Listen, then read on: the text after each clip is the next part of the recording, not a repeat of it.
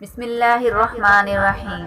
السلام علیکم ناظرین، آج ہم ایک اور متکبر شخص کا واقعہ لے کر حاضر ہوئے ہیں جسے اللہ تعالیٰ نے بے پناہ دولت سے نوازا تھا، لیکن اس نے سرکشی اختیار کی اور اللہ کے غضب کا شکار ہوا۔ توریت میں ہے کہ حضرت موسیٰ علیہ السلام نے اپنی قوم سے کہا، ان تختیوں سے توریت کو نقل کر کے پڑھو اور اس پر عمل کرو۔ پھر حکم ہوا، اے موسیٰ، ان سے کہو کہ اس کتاب کو بہت زیب و زینت سے رکھیں۔ حضرت جبرائیل نے آ کر کہا کہ جو گھاس بتائی تھی کہ بچڑے کو اس میں رکھ کر جلا دو، وہ گھاس اور ایک اور قسم کی گھاس اس میں ملا لو، تو یہ جس پر رکھو گے ہماری قدرت سے اگر تانبے پر رکھو گے تو سونا ہو جائے گی، اور اگر پیتل پر رکھو گے تو چاندی ہو جائے گی۔ تب حضرت موسیٰ علیہ السلام نے ایک رکھا یوشع کو، ایک قارون کو اور ایک کالوت کو لکھا کہ فلانی گھاس کی مجھے ضرورت ہے، اور تینوں سے یہ گھاس منگوائی۔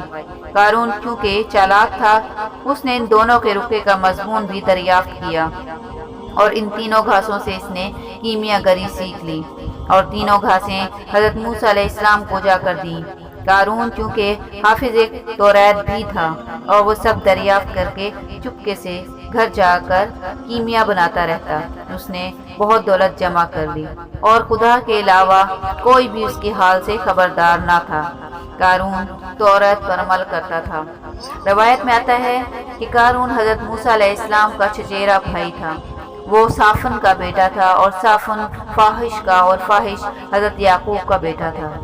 جب مال و دولت آیا تو غرور و تکبر میں حضرت موسیٰ کی نافرمانی شروع کر دی، اسی وجہ سے اللہ کے نزدیک کافر ہوا۔ اللہ تعالیٰ فرماتا ہے، قارون حضرت موسیٰ کی قوم سے تھا، پھر وہ شرارت کرنے لگا، اور ہم نے اس کو دولت کے خزانے دیے، اور اتنے دیے کہ کنجیوں سے کئی مزدور تھک گئے۔ اور دوسری روایت میں ہے کہ 60 طاقتور مزدور اس کی کنجیاں اٹھانے اور رکھنے پر مامور تھے۔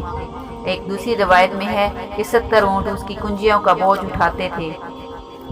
ایک جگہ پر فرمایا، جب اس سے اس کی قوم نے کہا کہ اتراؤ نہیں، بے شک اللہ تعالیٰ اترانے والوں کو پسند نہیں کرتا، اور جو مال تجھے اللہ تعالیٰ نے دیا ہے اس کے ذریعے آخرت کا گھر طلب کرو، اور دنیا سے اپنا حصہ نہ بھول، اور احسان کر جیسا کہ اللہ تعالیٰ نے تجھ پر احسان کیا ہے، اور زمین میں فساد نہ کر، بے شک اللہ تعالیٰ فساد کرنے والوں کو پسند نہیں کرتا، اور صدقات، زکوٰۃ اور خیرات دیا کرو تاکہ اس سے آخرت میں تمہارا بھلا ہو، جیسے کہ اللہ تعالیٰ فرماتا ہے، اور بھلائی کر جیسی اللہ تعالیٰ نے تجھ سے بھلائی کی۔ قارون بولا، اے موسیٰ، میرے پاس ایک ہنر ہے جس سے یہ دولت مجھ کو ملی ہے، اور تیرا خدا مجھ پر کیا حق رکھتا ہے؟ قارون نے حضرت موسیٰ علیہ السلام کا کہا نہ مانا اور باغی ہو گیا۔ پھر اس نے ایک عالیشان مکان بنوایا۔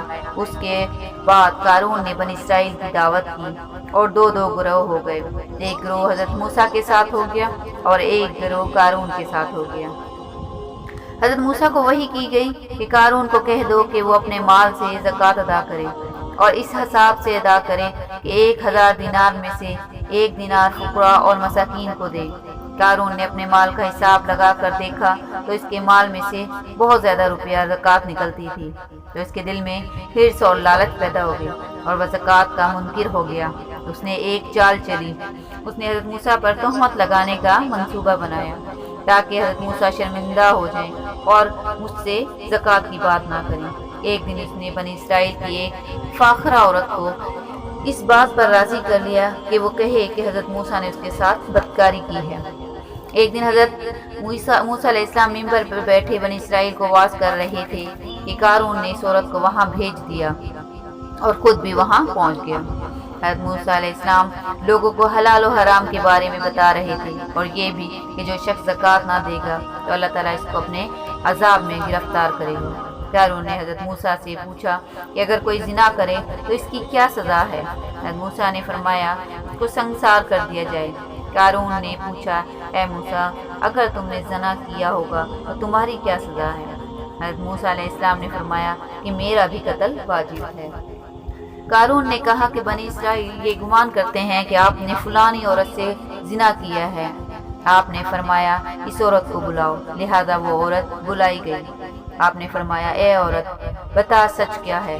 وہ عورت حضرت موسیٰ کے جلال سے ڈر گئی اور اللہ کی مرضی سے اس کا دل جھوٹ سے پھر گیا اور کہا اے موسیٰ تو پاک ہے، اور جو کچھ قارون کہتا ہے جھوٹ و بہتان ہے، اور قارون نے مجھے بہت سا مال و دولت دے کر آپ پر بہتان لگانے کے لیے آمادہ کیا ہے۔ اس وقت حضرت موسیٰ علیہ السلام آپ دیدہ ہو کر سجدہ شکر میں گر پڑے۔ حضرت جبرائیل نے آ کر آپ کو تسلی دی اور کہا اے موسیٰ، اللہ فرماتا ہے زمین کو تمہارے حکم کے تابع کیا، اب تم جو چاہو قارون کو سزا دو۔ تو حضرت موسیٰ علیہ السلام نے اللہ کے حکم سے اپنا عصا زمین پر مارا اور پھر کہا اے زمین تو اس سرکش کو اپنے اندر دبا لے۔ زمین نے قارون کو گلے تک دبا لیا۔ تو قارون نے کہا اے موسیٰ تو ہماری دولت کا طمع رکھتا ہے۔ تو جبرائیل علیہ السلام نے اس کا مال و دولت، خزانہ اور مکانات سب لا کر سامنے رکھے، اور حضرت موسیٰ نے زمین کو حکم دیا اے زمین سب دبا لے، جیسے کہ اللہ تعالیٰ فرماتا ہے بس دھسا دیا ہم نے قارون کو اور اس کے گھر کو زمین میں، بس کوئی جماعت اس کی مددگار نہ ہوئی۔ قارون کا یہ حال دیکھ کر سب خدا کا شکر بجا لائے۔